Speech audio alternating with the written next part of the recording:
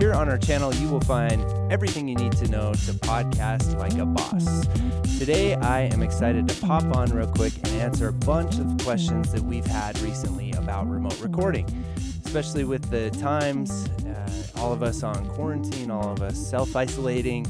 We need to be able to connect remotely. And so I thought I would pop on and answer a bunch of questions how we can do that with podcasting. It's going to be a really fun episode. We're going to cover a lot of stuff, and we're first going to start with how you can record for free remotely and the different options there. Then we're going to talk about how you can record for cheap and how you can get the best sound quality no matter how you're recording, whether it's free or cheap. And we're going to go through some best practices. It's going to be really informative, so stick around until the end. I'm going to show you some examples that we did with friends and some interviews that we did remotely and show you what the Pod Sound School uses to record remotely. But before we dive into it, make sure that you hit the subscribe button here and ring the bell if you want to be notified of new video releases that we post each week. So why don't we get into it? How in the world can we do remote podcast recordings for free? Well, maybe you have caught wind of the cool Anchor Record with Friends option. The Anchor app is really cool, and we have actually made a video how you can connect with a friend. I connected with Veronica, and we did a mock podcast episode together there, and you can check that out. I'll be putting that here, so you can find that video there to actually see sort of the how-to that you can do it. And so let's talk about with Anchor, and the Anchor app is with your phone. Let's talk about, before we get into how you can do it, and I'll show you the examples of what we did with friends, let's talk about some best practices when we're using our phone. So first off, when you're using your phone, you want to make sure that you hold your phone at a good distance away from your mouth, about 4 fingers or so away from your mouth when you're speaking. And then when you're not speaking and you're waiting for somebody else to talk, especially when you're recording remotely, you want to take the phone away. And because you don't want to get any of your breathing noise into the microphone. And you'll notice in the example I show you, listen, and you might be able to hear some breathing noise. I'm pretty sure that's coming from Veronica's nose, just angled just right with the phone microphone. So make sure that you don't do that. Now, the other thing that you're going to want to do with the phone is ensure that everybody that is involved in the remote conversation, and Anchor allows up to 4 people, make sure that they have all closed all the other apps on their phone and that they have a very good Wi-Fi connection. Also, it's very important that everybody wears headphones. And any kind of headphones they can use with their phone is fine. Earbud or the AirPods are really great. Actually, the microphones sound good on AirPods, so those work wonderfully. But headphones are a big deal to get a better overall sound from your remote recording. One of the things, or you could even call it a drawback with the Anchor Record with Friends, is that it condenses all of the participants in the recording onto one mono audio track. Let me show you an example of us with friends. We invited some good friends of ours to come on and help us experiment with Anchor recording for you so that you could see how it works. The audio that you hear in this video is from the Anchor app. We connected using Anchor, and there's 4 of us in the recordings. So let's go ahead and have a peep, shall we? Your phone is somewhat distance like this. You won't get any of the pops. And we did a bunch of experiments with Anchor because, you know, as a sound guy, I felt better than Anchor. I was like, people recording their podcasts on their phones, but actually when we started doing experiments with it, I realized that these microphones on these smartphones are really good, surprisingly. Mm-hmm. Good to see our money. Yeah. Well. Yeah. Yeah. I know, right? It's like, definitely. You almost have to get a second mortgage to get a phone like this. This is super cool. Since I've been podcasting, I've never done a remote Skype, Zoom, Anchor, or not Anchor, but any type of VIA video podcast. Oh, that's cool. So this is your first, you just do it locally, usually in your studio there? Yeah, but I have people who's been wanting to do it, but I've just been so skeptical and nervous about it. Like, I don't know if my equipment is set up for it properly. Mm-hmm. I don't know where my sound is going to go to, so I need to actually look into it more. But obviously it's working now, so hey. Yeah. See, what'd you think? The audio is really not that bad, considering that we all just have our phones. Now, did you hear the breathing? It gets worse in later chunks of the interview. I showed you a good part of the interview. So make sure you're not breathing into the microphone. Take that phone away when it's somebody else's turn to talk. And it's going to take some experimenting to get the Anchor remote solution to work well and to actually sound high quality. Now, there is something you can do to take your phone quality up a notch, and that's to use something like this that'll run you $20 or so, and it actually allows you to plug a USB microphone directly into your phone. And we've done some tests with that, and it sounds really good. And if you want to take it up even another notch, all of the participants of your podcast remotely could use USB microphones. The USB microphones like the Audio-Technica ATR 2100 or the Samsung Q2U also have a headphone jack to them. So does the Blue Yeti. And so you can have the headphone jack and everything. Beautiful sound. You hear the output of the Anchor recording, and you're good to go. You have some pretty decent sound quality, completely free, assuming that you already have a smartphone. Now, a step up from this can be using Zoom. The interview that you just saw that we were doing with our friends there was on a Zoom call. Now, I want to show you a little bit more from that conversation we had, and this is us all using microphones plugged into our computer and connected through Zoom, and this is the audio as you will hear it that Zoom gave to us after downloaded. And you'll notice that the audio is better, significantly better, and this is us just Zooming, as I like to call it. So let's have a peep, shall we? So, Whitney, you're in wellness, right? Yeah. So like mindfulness and personal Could you development. tell us a little bit about what your business is about? Yeah. So actually my business is social media and influencer marketing. So I do a little bit of that, but in the past couple of years, I've learned a lot about personal development and how you can kind of be in control of your outcomes in life more than you think. So I thought about starting a podcast to kind of spread that message more. And that's the messaging around my Instagram and my blog as well. Oh, great. That's cool. And when do you think you're going to be launching your podcast? Do you have a name? Well, I have a trailer up right now, but I'm like waiting for it to hit all the networks. It hasn't hit Apple yet. So once it hits Apple, I'll put the second episode on because the first episode, I recorded it and edited it. It's kind of a solo episode. And then Friday, I'm actually doing my first interview via Zoom with a therapist in town. That's exciting. Cool. That's exciting. What's the name of your podcast? It's Develop Your Dream. Oh, cool. Oh, cute. Could you tell us a little bit about your co-host? My co-host is my best friend, aka my boo, aka my wife. That's my co-host. She's actually here in the house somewhere cooking dinner, I believe. Not that that's her job at all, but let's make that clear. That's not her job. That's something she chose to do. We take turns. But my wife, she's a dispensary general manager. She works at a dispensary here in Las Vegas. She's one of my biggest supporters when it comes to anything that I'm passionate about. She was one of the first people that actually pitched the idea of doing a podcast years ago, and it kind of went in one ear, not the other. And then I was on the podcast, and I came home one day and was like, hey, let's do our podcast. And she looked at me like, really? I've been telling you this for years now. So we kind of missed the boat a few years ago on the whole podcast, but now we're in it. We're enjoying it. On our podcast, we discuss entrepreneurship, family values, culture, and my favorite, cannabis. We kind of put all those things in together.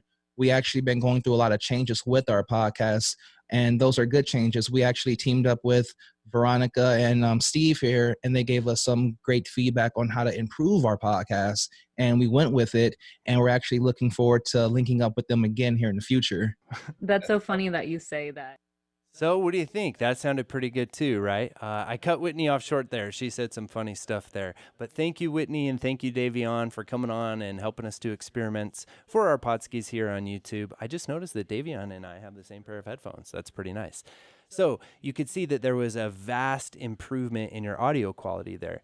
Now, Dayveon was using a Shure SM7B, which is also the Joe Rogan microphone. I was using the Samsung Q2U.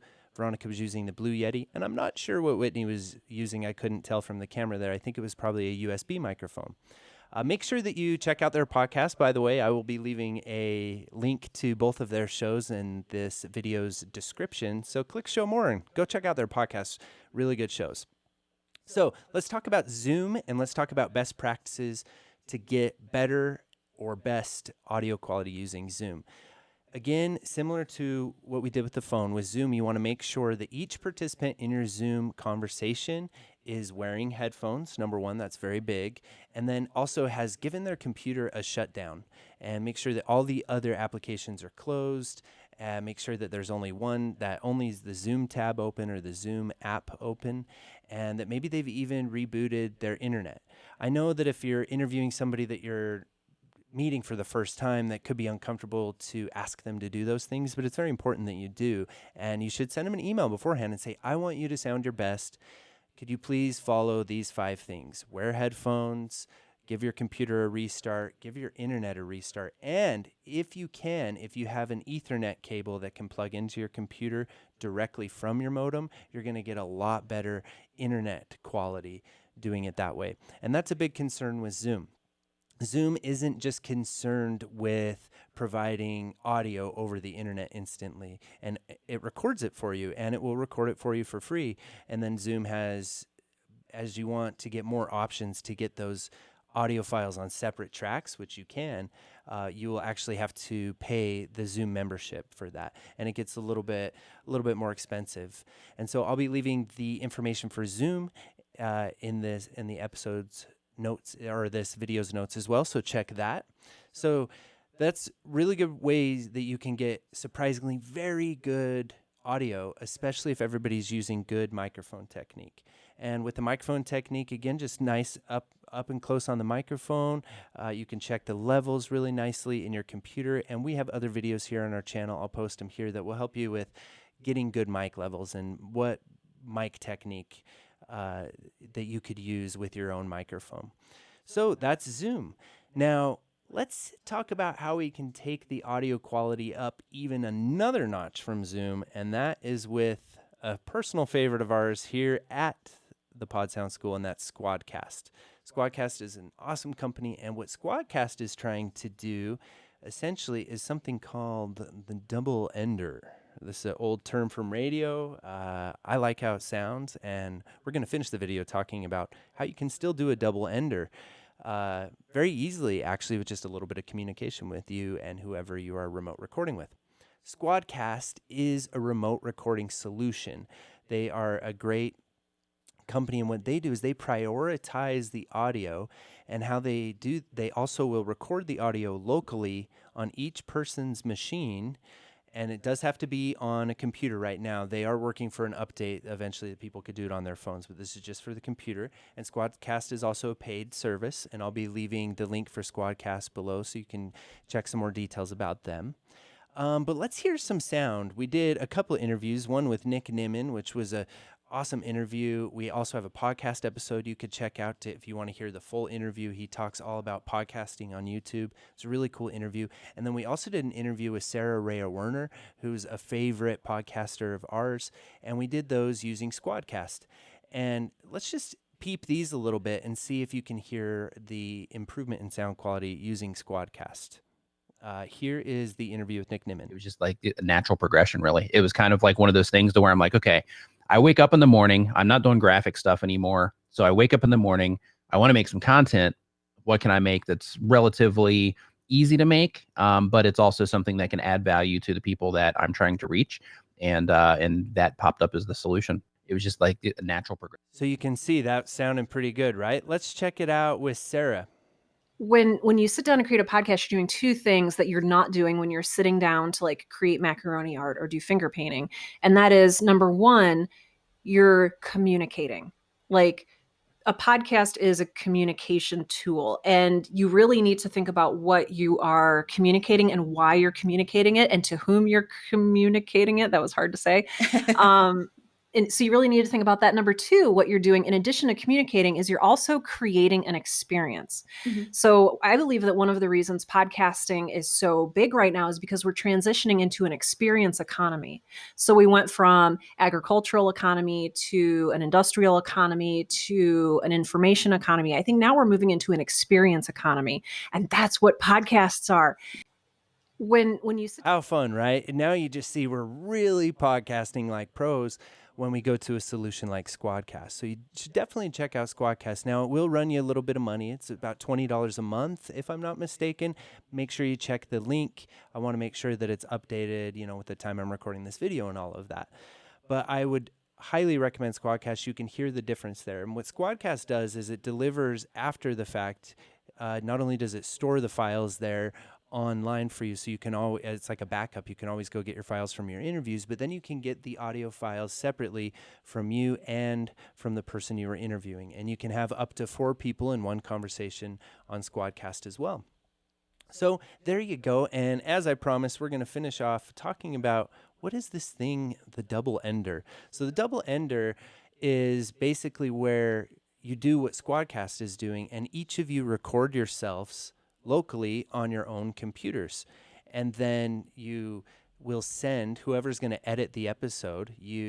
One person will send their audio to the other one via email or share it through a G drive.